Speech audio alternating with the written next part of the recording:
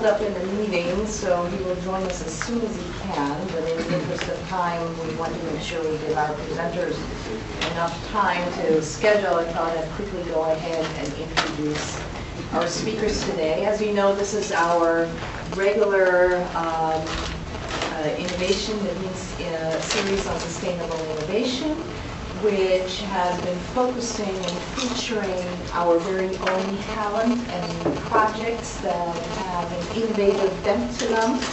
And what we have asked individuals to do was to use this as an opportunity to reflect on lessons learned from their experiences, whether it is in the classroom, in research, in the field, and to inspire all of us to think innovatively as well. As you know, one of the questions we've asked in the past, and we'll ask again, is if you had to begin again, what would you do differently, if anything at all? Today, I'm very pleased to present Marty Kaplan and Johanna Blakely at the USC Annenberg's Norman Lear Center. Marty is also he's not only the director of the center, but also the holder of the Norman Lear Chair in Entertainment, Media, and Society, and no stranger to the Annenberg community. He has been a White House speechwriter, a Washington journalist. He has managed presidential campaigns. He has been a Disney studio executive. I'm not sure there's anything you haven't done, Marty. I'm still trying to cure cancer. Oh, okay. Yeah. He is the father of a published author. He has all kinds of ones, and there's the dean. I'll just finish up the introductions and hand it over to Ernie. Johanna Blakely is the deputy director of the Lear Center, where she performs research on celebrity culture, global entertainment, and digital technologies. She holds a PhD in English from UC Santa Barbara, and has worked in and out of the high-tech industry, including as web producer, website reviewer, digital archivist, and research librarian. The project that they're going to talk to us about today is called the Creativity, Commerce, and Culture Project, which embraces artful combinations of scholarship, artistic work, and performance as it explores the creative, legal, and ethical issues facing authors, artists, and creators of all types in the age of entertainment and digital revolution. So I will let them talk a little bit more about the project and present their work, and we're delighted to have everyone join us. And let me just turn over to the dean. I just want to say thank you for those comments and remarks. I just want to say that it is such a pleasure to have this innovation series where our own faculty and colleagues come in and describe the work that they're doing, the very innovative work that they are doing. Last year, as Carola may have mentioned, we had outsiders come in and talk about it, and now we're having our own faculty and colleagues do this work. I have to say that in many ways, the Lear Center, under Marty's direction, has been an inspiration for those of us at the school. They have done a great combination of bringing together scholarship, public engagement, visibility, mentoring younger people, and raising a lot of cash, all at the same time, and having an impact on the scholarly world and on the practical world. So as we as they begin their presentation, I want to thank both of them for the good work that they do, and for being such great citizens in the important work that's going forward. So thanks a lot.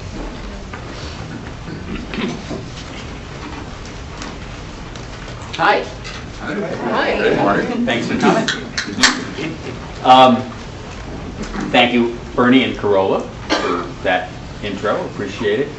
We're going to be talking today about creativity, commerce, and culture, one of our projects, but I'm going to start by putting it in a larger context. The Lear Center was founded 10 years ago. 10 centertaining years ago, as a way to bring academic study to the area of entertainment. In fact, to make a claim that entertainment studies was a real field, and to pursue it in a way which has a number of characteristics that I think, just taking the name of this series, which I think are innovative. It is multidisciplinary. It brings together people not only from the academy and different parts of the academy, but also an industry and also other academic institutions and nonprofit institutions. And there's one piece of it that is captured in our mission statement, which I wanted to emphasize. It's studying and shaping the impact of media and entertainment on society. Studying, yes, we do qualitative and quantitative research, and shaping. We meddle, we intervene, we try to make things happen in different worlds. Sometimes it's in the university world, but sometimes it's outside that. And we try to be innovative in both. If you don't know about the Lear Center or want to know more, over at the door there's this brochure which tells you all about it and also tells you about a number of our projects. We've got more than a dozen active projects. That's a list of some of them, some of which raise the dough that Ernie was talking about. I'm today, with Johanna, only going to focus on one of those projects, which is creativity, commerce, and culture. When the Lear Center began 10 years ago, we started with the hope that we would focus on a particular issue, the ownership of creative property in a digital age. So this has been a continuing interest and is a way of manifesting what the Creativity, Commerce, and Culture, to be henceforth known as CCC project, is all about. And we did it by building a partnership. I was then Associate Dean of the school, building a partnership with the law school, with Professor Erwin Chemerinsky, who now heads UC Irvine's Law School, and Dean Ruth Weisberg, the head of the Fine Arts School, and an artist. We built that three-way partnership, and the fourth was the Artists' Rights Foundation, which is an aspect of the Directors Guild, whose purpose is to look at intellectual property issues as they affect filmmakers, directors in particular.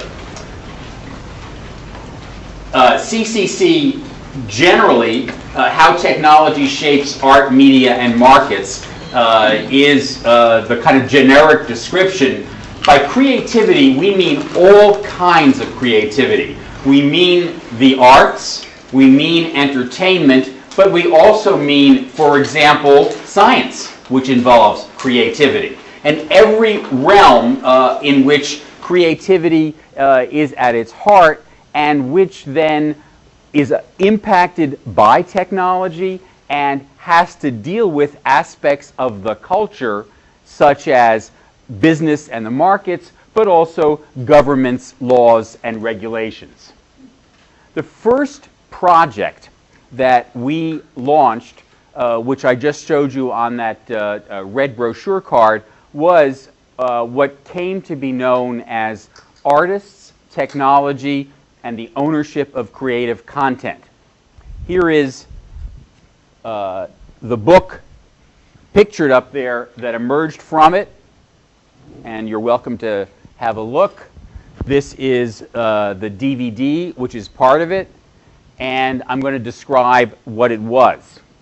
This was right in the middle of, this seems like 100 years ago. Do you remember Napster as it was then? It was right in the middle of the file sharing P2P controversy, which was roiling not only the music industry, but universities all across the country. And we decided to plunge right into the middle of it and ask in particular the question, yes, we were talking about piracy, copyright sharing, and all those issues, but also to focus on the fact that the music industry, musicians, creative artists in music, have always borrowed from each other, been inspired by each other, sometimes sampled or stolen from each other. And that has always been part of the creative, destructive, creative tradition of music. And what we wanted to do was to ask whether the new technology in the form of Napster creating a crackdown on sharing was also harming creativity at the same time. And the way we chose to pursue it was to commission 4 case studies. This, I think, was an innovative act on our part. We found 4 people: a professor of law, the head of an art museum, an attorney, and someone from business. And we had each of them write a case study in which the most difficult issues would somehow be included, the way in a law school a case study is built. And so they each wrote these case studies, and then at the conference, instead of reading the case studies, telling about what happened, we had 2 short comedic plays and 2 short movies, 2 short comedies, as a way of telling who was there what had happened. Here is a still from one of the movies. This and the script of all of those is in the book, as well as the DVD contains the plays and the movie. In this case, Artista is promoting her new book, That's Not My Dead Husband's Movie. And you can imagine the kinds of issues that arise in talking about that. We had, after the presentations of the case studies, there was a jury, probably more than 12 people, to respond to it. And on that jury, to talk about a mix, it went everywhere from the Registrar of Copyrights, John Podesta, who became the White House Chief of Staff, to a former member of the Grateful Dead. So we had lots of perspectives. And in the audience were a lot of lawyers, because they were getting continuing legal education credit for being there. It was a full house. We loved doing it. We created a beautiful book, but you can't have a book unless you can publish it. So we also invented the Norman Lear Center Press, which has now published many books. But this was the opportunity to do it first, and we care a lot about graphic design, as you can see there. We also care a lot about websites, and virtually everything that we do is accompanied by an active outreach on websites. So this is a particular example of it. So I'm going to take you through some of the subsequent activities of CCC. This controversy about copyright didn't die then and hasn't died now.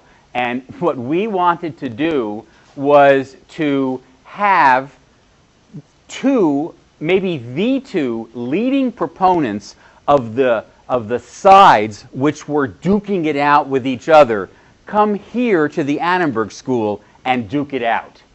And so Jack Valenti, the late Jack Valenti, who was the head of the Motion Picture Association of America, and Larry Lessig, professor of law then at Stanford, came and presented both sides of the issue. Larry, being a bit of a joker, arrived with a pair of boxing gloves and silk robes, one saying Lessig and one saying Valenti. That's as close as Jack would get to that. But if you'd like, you can see that video or read the PDF of it. We almost always, when we have an event, will put online both the video and an edited transcript, because we've discovered doing analytics that for some people, breezing through a transcript is just what they want to do, and they don't want to deal with a video. So we've learned by looking at how people use us what is the most user-friendly. We turn to another topic. Television is based on the assumption that people who are 18 to 49 are the most desirable viewers of shows. If you can show that you have that viewership, you can charge more for ads. And what we decided to do was contest that idea. And we had a historian, Neil Gabler, who was a senior fellow of the Lear Center, do a history of how 18 to 49 came into being. And it turns out that it has zero empirical basis. There is no evidence for the fact that 18 to 49-year-olds have more disposable income, or more susceptible to brand change, or any of the other urban legends which are still very much alive in the television business. And we put on a panel in which people from the television business, the advertising business, and also the AARP all were able to chew up and spit out this notion. Plus, we commissioned an annotated bibliography so that anyone who wanted to do scholarship in this area had a head start by looking at that stuff. So I mentioned artist technology. That focused on music. There were people there from movies and television because it was also related to IP protection, but it focused on music. We then asked ourselves, what realm is also engaged in borrowing, deriving, ripping off, knocking off, being inspired by, but has no copyright protection? And does that realm thrive or fail as a business? And the answer is fashion is such a realm. There is no copyright in fashion. You can trademark a label, but you can't copyright a design. So fashion lives and breathes no copyright. It is the wide open public sphere, and yet it is a very successful global business. So we wanted to bring people from fashion and get them together with people from music, television, and movies and talk about their traditions. Tom Ford, the designer, now turned movie director, was our kind of organizing principle from the fashion world. You'll also see down on the third row, there's Danger Mouse, who had just done the Gray album. And so, and is John Taplin on there? No, but he was there. There's T-Bone. And one of the things that we did was to have a runway show. This is before Project Runway. We turned the Annenberg Auditorium into a place where fashion shows could be done. And so in the course of an investigation into intellectual property law and practices in these realms, we also had, for example, models coming down the runway and asked the audience, which one is the fake Chanel, which one's the real Chanel? That also turned into a book, which we have here if you want to look at, called Ready to Share, and a DVD, an original DVD, not a DVD of the event, but actually one commissioned to explore these issues. As a kind of short documentary was also included in it.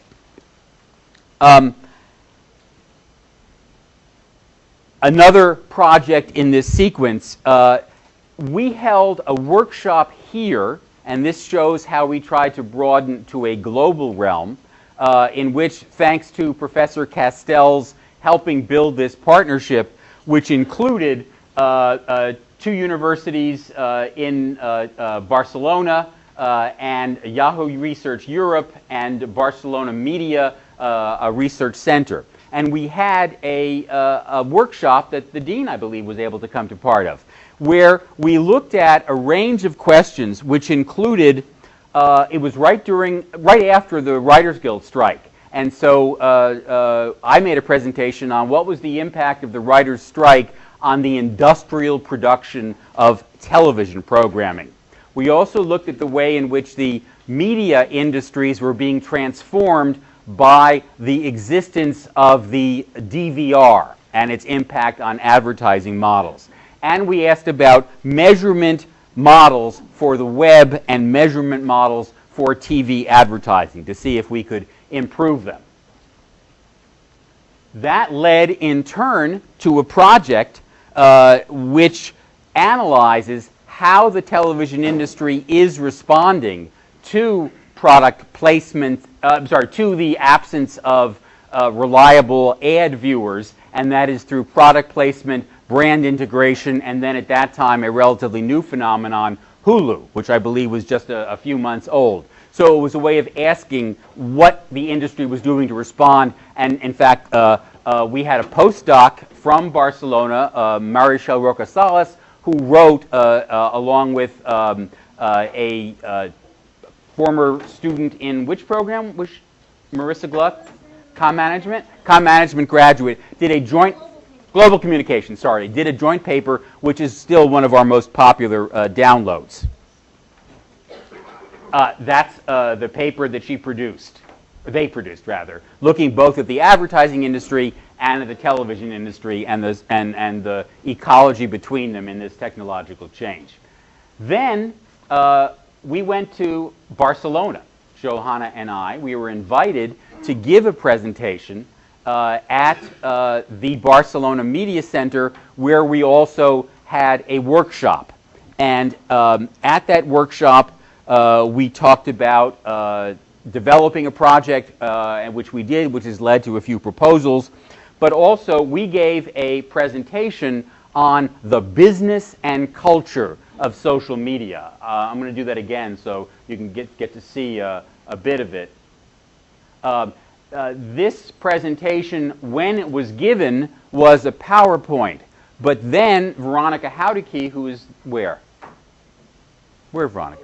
Oh, there you are. Transformed the PowerPoint into an amazing representation in which she was basically making it up as she went along. How do you turn a dynamic PowerPoint into something which people will want to look at online and not have to sit through slides, but actually be taken on what is, in effect, a storyboarded journey? And so that, too, is online. It's also one of our most popular downloads. We've been told that it was circulated in the legal department at Cisco and all the reporters at TruthDig, and we're now looking for other projects that will follow from that. In a couple of weeks, I'm going to Barcelona. I'm going to be a visiting professor there at the Open University of Catalonia's Internet and Society project, and I'm going to give a presentation which is the kind of big picture, as far as I can figure it out, about the digital transformation of the attention industries and audiences. I should say that at the Lear Center, how we define entertainment is that it is the capture and holding of attention, and the entertainment industry is what monetizes the capture and holding of attention. And by doing that, we look not only at things like television and radio and sports and fashion, but we also look at other realms in which the capture and holding of attention has become maybe even more important than their original functions. For example, news. For example, politics. And in some ways, imagine religion or urban planning and architecture, the way in which those realms are about capturing and holding and monetizing attention. So that's what I'll be talking about. I'm essentially asking the question, will what happened to the music industry and what happened to newspapers as an industry, will that happen to, is that happening to broadcast television, cable television, and the movie industry and publishing? And what are they doing about it, and is there a way for them to either prevent that disaster or figure out how to be transformed into a new business model? So at this point, I'm going to turn it over to Johanna Blakely, who has been the Deputy Director of the Lear Center since almost its beginning. If you're looking for a non-secretive innovation, but which is a truth about lots of institutions and Lear Centers, and centers, the Lear Center, no one can do it alone, but in particular, no one can do it without Johanna.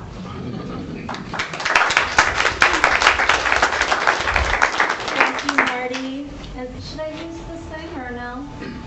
No? Okay. Do you have a clicker? Here you go, sir. Yeah. So for quite some time now, we had wanted to take the analysis that we had done under the auspices of the CCC project to the sciences, the academic sciences. We thought it was really interesting to compare what was happening in the fashion industry in terms of sharing and collaboration and building new things out of other people's work. Compare that to what happens within the academy with the sciences. So we had a conversation with Wendy Hall, who is the Vice Provost for Research here at USC. We told him about our project, and he said, gee, I've been looking for someone to lead some kind of effort here, campus-wide, not just the sciences, all the disciplines, to talk about how we can be more creative and more collaborative within the academy. He was a little anxious that there are too many barriers in place at the university stopping people from, for instance, interdisciplinary collaboration, which can be pretty tricky to fund and tricky to logistically pull off. And so we enthusiastically said yes.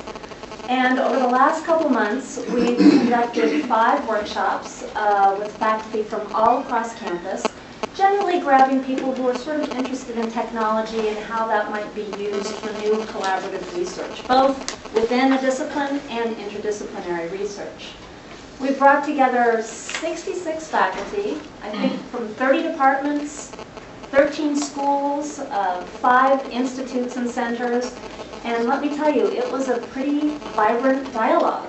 This is a really knotty, difficult issue to address, and it's not just the old guard meets the new guard. There are a lot of deep issues at play when you're trying to sort of reshape and reframe what academic pursuit is. These were the questions that we asked them.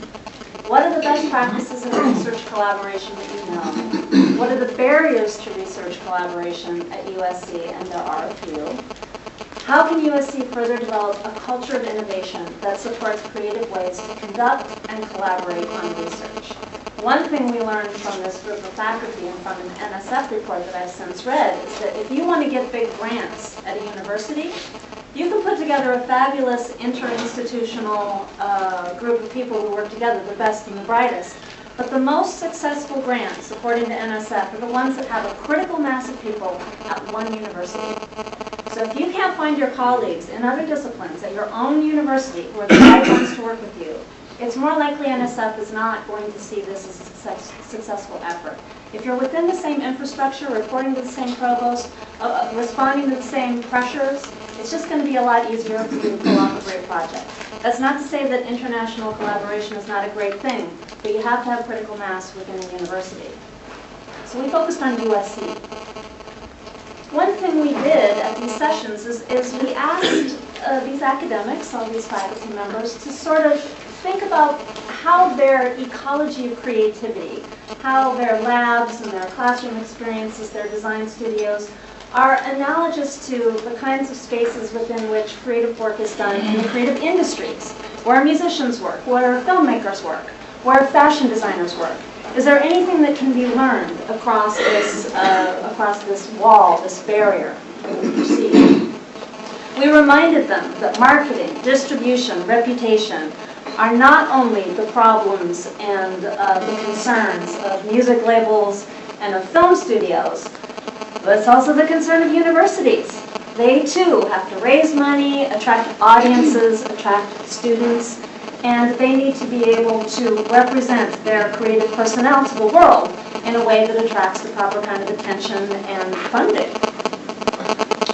We asked them to think about how they're going to find their audience with the creative work that they're doing in the academy. And I think we made it pretty clear over these 5 workshops that this probably isn't the way that creative work is going to be distributed in the future from the academy.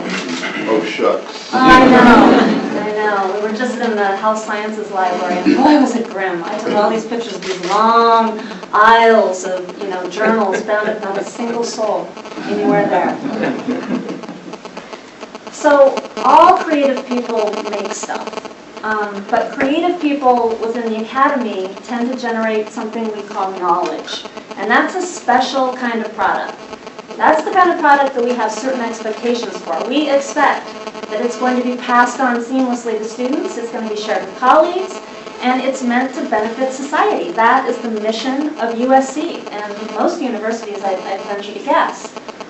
But there are countervailing forces, of course. We always have to worry about money. And it turns out that a lot of the smart people in the university are coming up with some great ideas that you can patent, and that you can copyright, and that you can sell, and that you can raise corporate funding for. Think of biotechnology, information sciences, information technology, computer science. All of this really came to maturity within the university. And a lot of that work was patent protected in order to make money for the university and for the creators of that work. That stuff, that knowledge was not necessarily seamlessly shared with students, with colleagues, and with society at large. And so some people have been very critical about the way in which the university has turned into something that looks a little bit more like a corporation than an academic institution. So this is one of the sort of battles that we're trying to understand within the university. And we thought, well, who's doing a really good job solving difficult problems with new technology? This was always our focus. Randy Hall was really interested in new technology, and that's always been at the core of our CCC project.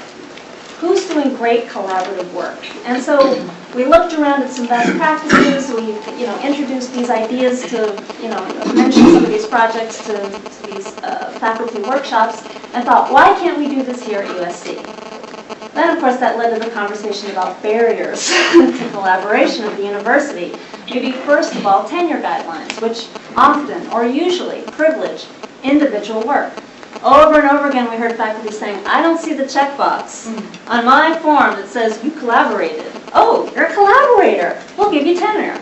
That's just not the way universities generally run. And so this is one of the issues that we're facing as we try to figure out how to make USC in particular more innovative and more light on its feet. Now, these 66 faculty members had lots of great ideas. I mean, a surfeit of ideas. This is just a few bullet points so you could sort of get a sense of the direction that they were taking. There are lots of wonderful things that can be done, and our next step, we just finished these workshops this week, is to rifle through all these, make some recommendations, go back and forth with Randy Hall, figure out what sort of recommendation we should make to the provost. And another thing that we're planning is a public event in the fall, and it's probably going to be about innovation in the academy, not just here, but also elsewhere. And we would love to have your input on that. And that's the end.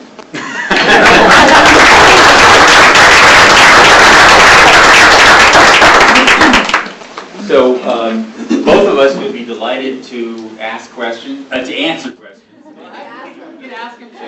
Ask him too. What did you think? So, if I may just come in back to the question we posed initially. And is it okay if I sit so that Yes, Johanna's here and we're all absolutely. great? Are there lessons that you learned in the course of developing all these great projects, and if you had to go back and do them again, you might do anything differently, or do you think that they all worked out?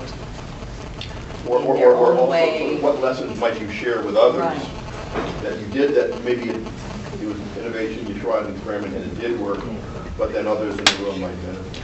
Well, to answer, try to answer both sides, the question of things that we would do differently, every politician is always asked that question and has a dumb answer, a phony answer. I mean, Winston Churchill used to say, I would have bet red instead of black in Monte Carlo. That's what I would have done differently. I wouldn't have done anything differently. I think we hit a home run in this stuff. I am thrilled that we were able to do it. I don't want to invite the wrath of the gods, but I'm very proud of the methods and the success that we've used. In terms of lessons learned, I'll just mention a couple, and why don't you chime in. The faculty members who are at a university, who are the least able to collaborate or participate in anything that we do, are people who don't have tenure. They are terrified that anything that they do which either smacks of being involved in the public realm or not in their core discipline and individual rather than teamwork, for them that is not only a diversion, but it's a check mark against them in their schools. The people who are best at collaborating are either people who are not on the tenure track or who are the most senior people in the university. When the Lear Center began, as I was trying to put it together, I went to every person who held a chair at USC called university professor. And I went to everybody who had a chair called distinguished professor. This was 10 years ago. It was a smaller number. I was able to do it in a month of lunches. And not a single person turned us down to work with us. And that includes, for example, the then head of a NSF Research Center at the engineering school, Max Nikias. So working with, never assume that the most senior people are unavailable. Assume that they are your target. One thing I would add is that I think one reason that the project has been really successful and really engaging from beginning to end is that we've let it grow organically and move in whatever direction felt right at the moment. We didn't have some sort of hard and fast plan at the beginning. Well, we're going to move to fashion, and then we're going to move to the future of television, and it was never like that. We just took opportunities as they arose. And that's something that I think characterizes a lot of projects at the Lear Center. And it's something I learned about during these faculty seminars about creativity and collaboration. People who had worked on really large, international, interdisciplinary projects had said, the most important thing is that you don't have a plan at the beginning. Because if you have a plan at the beginning, it quashes all of the creative dialogue and all the new discovery that comes out of these new meetings. So make the plan after you've gotten to know each other and after you've gotten to know one another's language. So it's a really interesting thing to learn. And just to emphasize that, being opportunistic also includes fundraising. We are at all times possessed of a dozen ideas that we want to match. My formula for doing anything is you need a great idea that's consistent with your mission, which you can be open to at any time, but once you hold on to it tenaciously. You need somebody, you need a leader. You cannot do anything unless someone will be, as Jeff Cowan puts it, the chief worrier about that. It can't be me. I'm happy to be a partner and an enthusiast and all the other things, an enabler, but it can't be me. So something needs a great idea, a person, and money.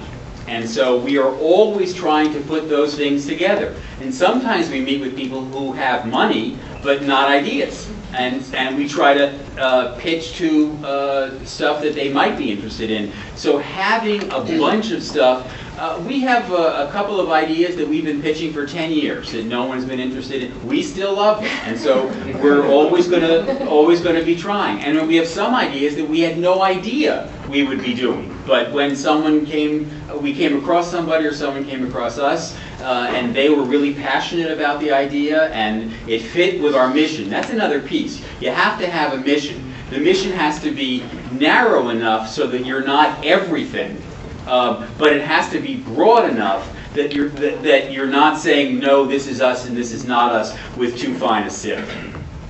John. What you've said about tenure syncs up with a lot of what I'm hearing, but it also disturbs me.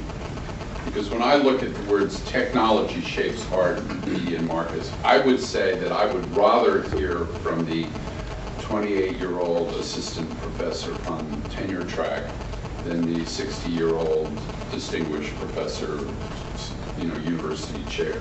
I mean, not to put down the wisdom of the elders, but I'm saying in terms of somebody who's on Facebook, who's living in social network world, and yet they're not allowed or can't dare cross-collaborate between Annenberg and the engineering school and the cinema school, which is what we hear, seems to me really problematic. How do we solve that problem? Well, you're absolutely right. Two ways we go about it is, one, our students don't seem to have that issue. And so we learn from people who come and are interns in our projects or a postdoc in our projects. We have a relatively young staff, and so in their lives, technology is a presence.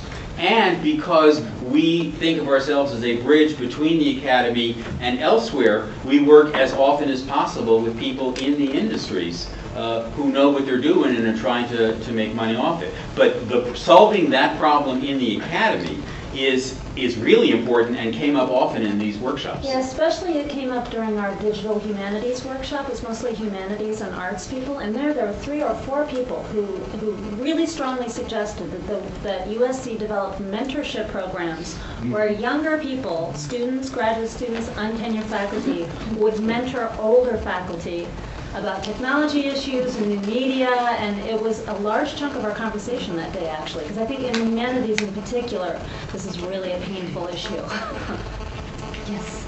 Sometimes change takes a fairly long time, particularly in academia. And I know you've seen in the 10 years you've been operating tremendous changes in the industries, if you look at it. What would you say have been the major changes at USC in the past 10 years? And if you look 5 years ahead, what kind of changes might you expect? Well, first, let me dispute, surprisingly, one aspect of it, which is that the university can change on a dime, and that a university like USC, which is entrepreneurial, can do so. I came up with the idea of an entertainment initiative. This is before the Lear Center, to involve as many schools and faculties as I possibly could, and got it funded by the provost. And within 1 year, there was a new entertainment track at the undergraduate level at Annenberg and at the graduate level, and 11 new courses had been approved in that area, all within 1 year. So, I mean, people's eyes were spinning. But it is possible if you are willing to build coalitions and also willing to take on fights in which you'll make mortal enemies, which happens to be the case. Changes in the university. I mean, these are the glory golden years of Steve Sample's fundraising and investment in the university, and so everybody wants to be a part of stuff going on here. I mean, it was never a tough sell with any other institution to say be part of us. So the opportunities kept increasing all during that time. Obviously, in the outside world, there were changes. And digital technology, I think, has to be the number one, because it invaded and changed, as I mentioned a moment ago, music and print journalism, and is now roiling every other aspect of the information industries that are dependent on content and copyright. I'll mention a couple things that some faculty members had said at, I can't remember which meeting it was, but a guy from psychology, Jeff McArdle, and somebody else said, actually USC is in a pretty good position to become more innovative than other universities its size. His feeling was that, and this was seconded by some other people in the room, was that because we're not a public university, we have a bit more freedom, and we have never quite. We are not an Ivy League university. We try to follow the rules, but those rules are not the ones that are going to take us into the future.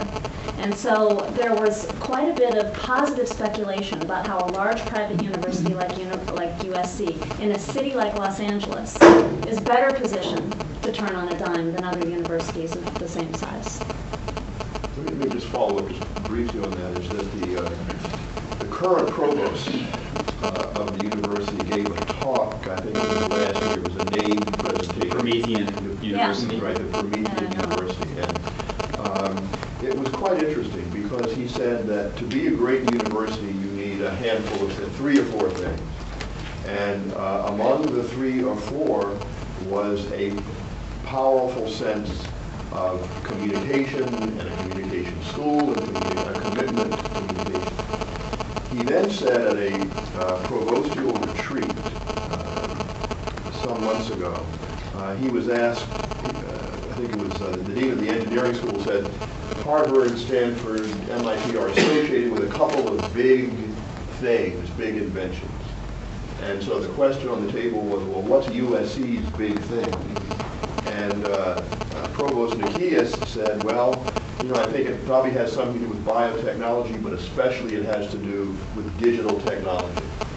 That is a field we can excel in, that we can make the greatest contribution in, and also by doing so, will shine light on the university and give us a very unique position. So I think that the work that Marty and others in the room are doing is precisely right on target for that trajectory. I also, just putting in a plug, would say that the Annenberg School, I think, is well placed to play a role in helping the university make this transition to being unequivocally the best in the world in digital media. And I think that Marty has shown us, and Johanna, very interesting ways in which that can be done. And so I just hope that we can accelerate, in fact, this kind of work, this sort of collaborative work, moving ahead, because I think it will redound to the benefit of the school and the university, and dare I say, the future of the world. One thing I'd mention about that Max Nikia's speech, one thing that was really interesting about it, he said he was really emphasizing the importance of new media and digital technology and said we should develop amazing distance education programs, obviously. So why do we need a campus? He kept coming back, why do we need this physical location? Why do we need all these hot bodies in rooms? It's expensive. Why are we doing it? It's like, that's where great collaborations happen. You need the spontaneous interaction of human beings with a glass of wine and a bad cheese plate talking about their work before really interesting collaborations occur. And let me tell you, that was the #1 theme of all the workshops. It was hilarious because Randy Hall was so desperate for new technology, and they kept saying, a coffee pot. A bed and breakfast. A bed and breakfast for visitors, blackboards in the hall, that was as much on that score as it was on the other score. Totally. If there are any donors in the room, we need to remodel this building. We would be happy to do that. That's true. He also spoke at that speech about redefining literacy and how we need to be at the forefront of redefining literacy for this new era.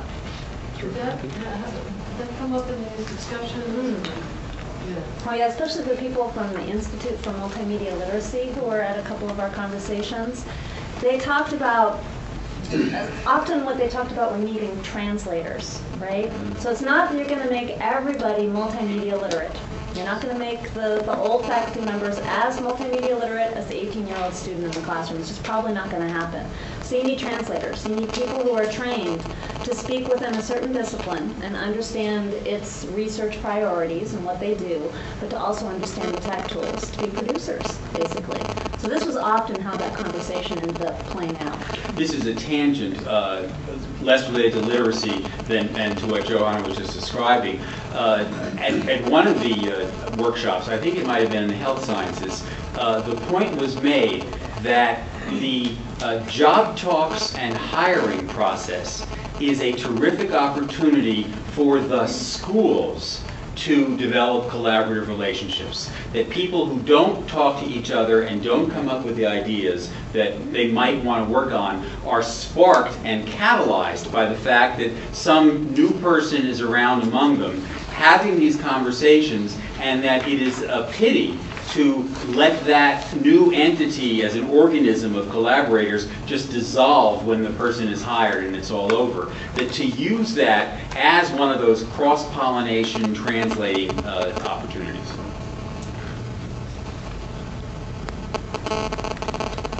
You had mentioned ideas that you've been flogging that haven't yet landed or taken root. Can you mention some of those? Sure. Or are there ones that you think we should be picking up collectively and maybe helping advocate and push forward? Do you want to talk about ETG? Entertainment goes global.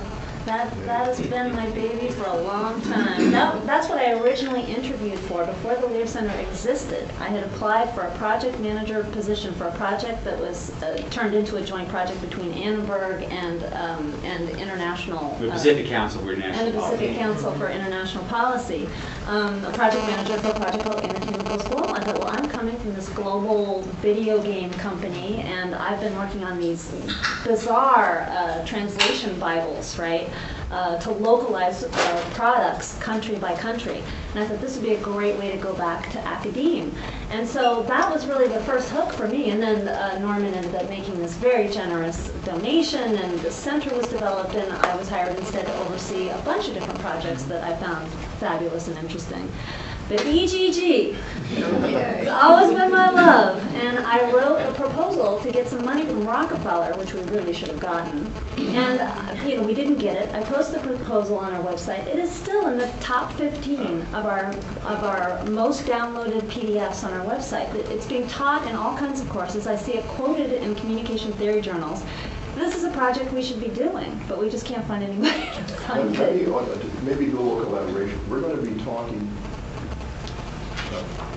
and I suspect this has been your experience too, is that it seems that industries that used to not talk to universities a lot are starting to talk to them maybe a little bit more than they did in the past.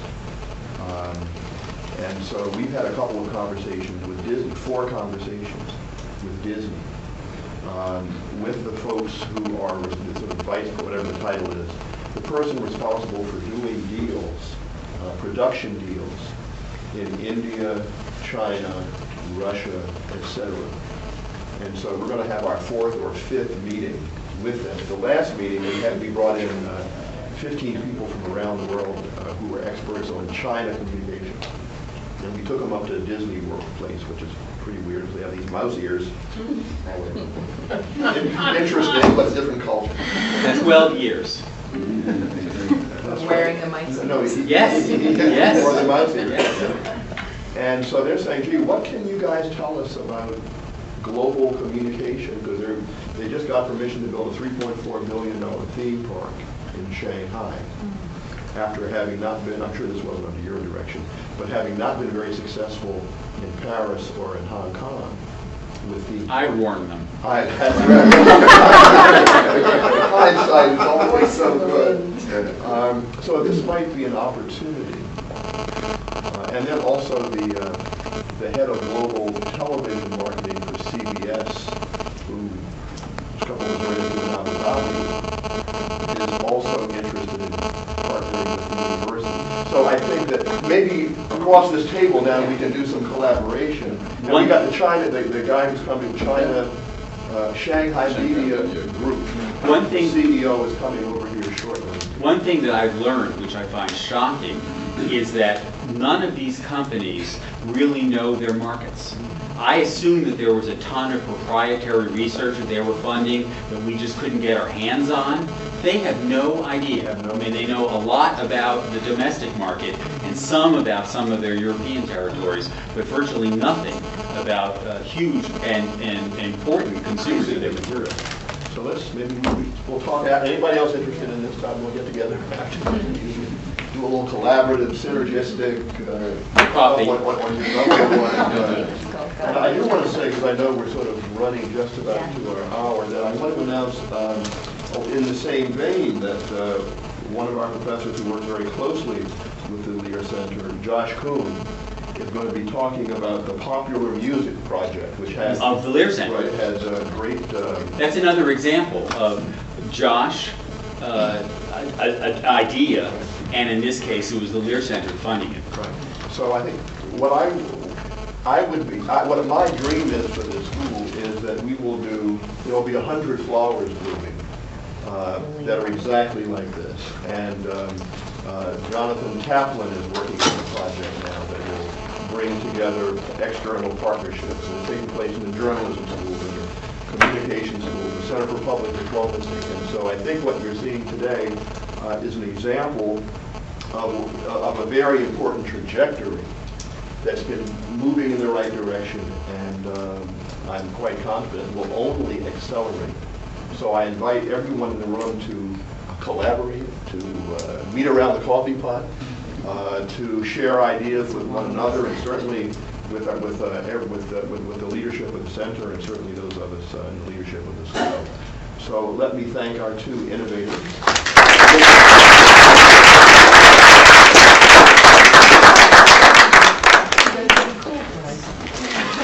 Just temporary.